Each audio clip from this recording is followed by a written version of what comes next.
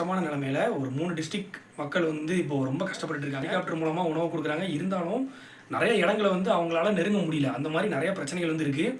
So தயவு செஞ்சு கொஞ்சம் சொல்லுங்க. எங்க ஊர்ல இவ்வளோ பிரச்சனை இருக்கு அப்படின்றத உங்கள மாரி பெரிய யூடியூபர்ஸ், இன்ஃப்ளூயன்சர்ஸ் நீங்க சொன்னா தான் வந்து வெளிய தெரியும். எதனால நீங்க பேசணும் அப்படின்னா, நீங்க பேசலன்னா எங்களுக்கு என்ன ஆகும்னா 5 நாள்ல காப்பாத்துறவங்கள வந்து 8 நாள்ல காப்பாத்துவாங்க. அவ்வளோதான். நீங்க பேசுனீங்க அப்படின்னா இன்னும் எங்களுக்கு நெறைய உதவிகள் கிடைக்கும். 5 நாள்ல காப்பாத்துறவங்கள ஒரு 3 நாள்ல வந்து காப்பாத்தலாம். இதனால நெறைய உயிர்கள் வந்து காப்பாற்றப்படலாம். இன்னும் நெறையா உடல்கள்லாம் வந்து அங்கங்க மிதக்குது. இதெல்லாம் யாருன்னே தெரியல. அந்த மாரி நெறைய பிரச்சனை இருக்கு. 4 நாள் ஆகுது. இன்னி வரைக்கும் ப்ராப்பரா மொபைல் நெட்வொர்க் கிடையாது. எலக்ட்ரிசிட்டி வந்து கிடையாது.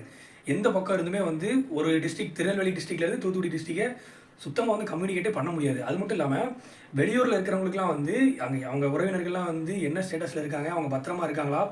அப்படின்ற எதுவுமே வந்து தெரியாது. குறிப்பா எங்க வீட்டுக்கே வந்து நாங்க இன்னும் வந்து ஃபோன் பேசல. ஏன்னா டவர் இல்ல. ஸோ அந்த மாரி ஒரு சிச்சுவேஷன் தான் வந்து இருக்கு. அரசாங்கத்திலிருந்து வந்து இந்த எமர்ஜென்சி ஹெல்ப் லைன் சொல்லி நெறைய